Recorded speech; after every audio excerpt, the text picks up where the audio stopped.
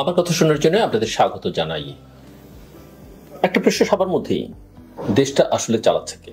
সরকারের খণ্ড খণ্ড নানা অংশ, যারা সরকারের ভেতরে আছে, বাইরে আছে, তাদের উপরে সরকারের উপরে প্রভাব আছে, এরকম নানান খণ্ড খণ্ড অংশকে নানাভাবে প্রভাবশালী দেখা যাচ্ছে। যে কারণেই প্রশ্নটা, অন্তর্বর্তীকালীন সরকার তার ১০০ দিন ইতিমধ্যেই পার করেছে। সরকারের সফলতা ব্যর্থতা নিয়ে নানামুখী আলোচনা চলছে, কিন্তু চারদিকে চলছে একটা অস্থির অরাজক পরিস্থিতি, এমনকি হতাহতের ঘটনাও ঘটছে।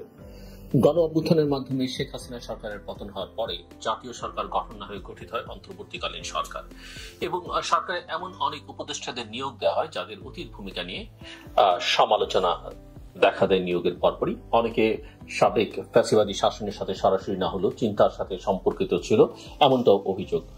অনেককে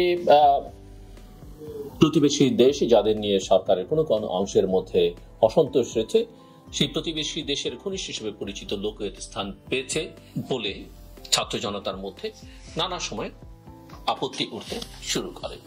তারপরে বিভিন্ন প্রতিষ্ঠানের গুরুত্বপূর্ণ পদে অনেক চিহ্নিত আওয়ামী লীগ সমর্থকের জায়গা পাওয়া নিয়েও প্রশ্ন তোলা হয়েছে, এমনকি ছাত্রদের মধ্য থেকেই বৈষম্যবিরোধী ছাত্র আন্দোলনের পক্ষ থেকে তোলা হয়েছে। সম্প্রতি একজন উপদেষ্টার নিয়োগকে কেন্দ্র করে এই বিতর্ক ওঠে এবং ছাত্রদের পক্ষ থেকে বলা হয় যে কিভাবে এই নিয়োগ হলো তারা তা জানে না। যেখানে অন্তর্বর্তীকালীন সরকারের প্রধান প্রফেসর ডক্টর মোহাম্মদ ইউনূস বলেন যে ছাত্রই তাকে নিয়োগ দিয়েছে, সেখানে অন্য উপদেষ্টারা যাদের বিরুদ্ধে অভ্যুত্থানের পক্ষে না থাকবার অভিযোগ উঠেছে তারা কিভাবে নিয়োগ পাচ্ছেন তা যদি ছাত্ররা না জানে তবে কে জানেন? সঙ্গত কারণে এই প্রশ্ন উঠতে পারে। পদায়ন নিয়ে এইসব বিতর্ক থেকে মনে হয় সরকার পরিচালনায় অভ্যুত্থানের নেতৃত্ব দান করি ছাত্রদের একচ্ছত্র নিয়ন্ত্রণ নেই, তাদের ইচ্ছের বাইরে অনেক কিছু হচ্ছে। এবং এই প্রশ্নটা তো উঠছেই যে ছাত্রদের প্রতিনিধি হিসেবে যারা আছেন তারা আসলে সামগ্রিকভাবে সকল ছাত্রের প্রতিনিধিত্ব এখন আর করছেন কিনা। ফলে প্রতিটি স্তরে এক ধরনের অস্থিরতা দেখা যাচ্ছে, এবং যেহেতু ছাত্ররা রাজনৈতিক দলগুলোর সাথে সুসম্পর্ক রক্ষা করতে পারেননি, ফলে অস্থিরতা নিরসনে তারা তেমন সফল হচ্ছেন না। না রাজনীতি, না প্রশাসন, না অর্থনীতি, না সমাজ, কোনো কিছুর উপরই আসলে এই নেতৃত্ব দানকারী নিয়ন্ত্রণ আর আগের মতো নেই। নেতৃত্ব দানকারীদের নিয়ন্ত্রণ, যারা নেতৃত্ব আছেন তাদের নিয়ন্ত্রণ নেই। ফলে প্রশ্ন উঠছে আসলে কে চালাচ্ছে এই সরকার? ডিপ স্টেট না জনগণের অভ্যুত্থানের মাধ্যমে গঠিত হওয়া উপদেষ্টা কমিটি কে আসলে দেশ চালাচ্ছে? ভারত কি এখনো সক্রিয়ভাবে প্রভাব বিস্তার করে চলেছেন, নাকি আমেরিকাই এই সরকারকে চালাচ্ছে পেছন থেকে, নাকি এখানে চীন, টার্কি, পাকিস্তান মিলে কিছু একটা করবার চেষ্টা করছে, কিংবা আমেরিকা চালালে এত অস্থিরতা তৈরি হওয়ার কারণ কি? এইসব নানা প্রশ্ন, কিন্তু এগুলো করিডোরের আলোচনা, এর সঙ্গে প্রকৃত অবস্থার মিল কিন্তু নাও থাকতে পারে। রাষ্ট্রকে না সক্রিয় দেখা যাচ্ছে ডিপ স্টেটকে কারো কারো মতে, যা জনগণকে হতাশ করছে। জনগণের কোনো প্রত্যাশা পূরণ হওয়ার লক্ষণ দেখা যাচ্ছে না, মূল্যস্ফীতি কমবার কোনো লক্ষণ নেই। যদিও জনগণ এই ক্যাওটিক অবস্থাতেই এক ধরনের স্বাধীনতা এনজয় করছেন, তবে হতাশা তৈরি হচ্ছে। আইন শৃঙ্খলা পরিস্থিতি তেমন কোনো উন্নতি লক্ষ্য করা যাচ্ছে না।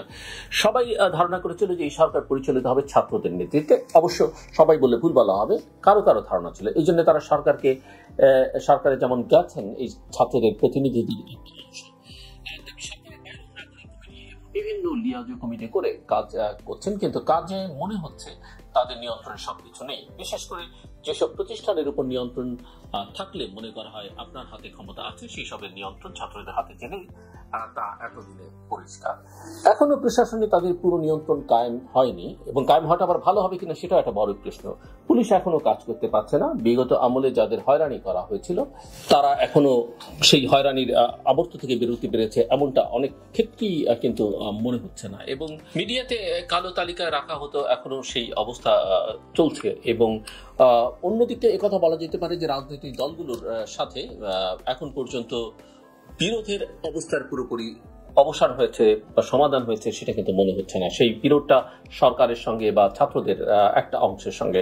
রাজনৈতিক দলগুলো সরকারকে সহযোগিতার চেয়ে চাপে রাখার নীতি যেমন নিচ্ছে, তেমনি আওয়ামী লীগ ছাড়া অন্য দলের লোকজন সরকারি সুবিধা আদায়ের জন্য প্রতিযোগিতায় লিপ্ত হয়েছে।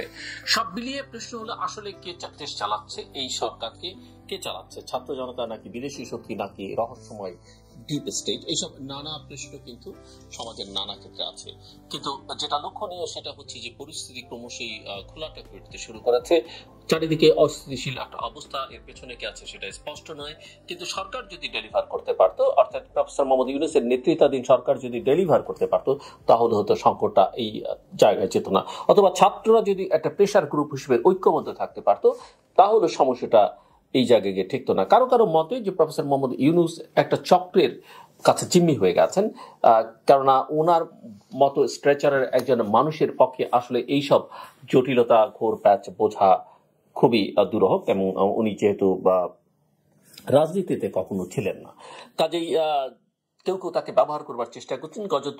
যত দ্রুত তাকে এই চক্র থেকে বের করে ফেলা যাবে দেশের জন্য, সেটা হয়তো আরো অনেক বেশি কল্যাণকর হবে। একই সঙ্গে তিনি যদি রাজনৈতিক দলগুলোর সঙ্গে সংযোগটা বাড়ান এবং তাদের মতামতের ভিত্তিতে দ্রুততম সময়ের মধ্যে নির্বাচন এবং অন্যান্য প্রয়োজনীয় সংস্কারগুলোর কাজে হাত দেন, সেটা দেশের জন্য কল্যাণকর হবে।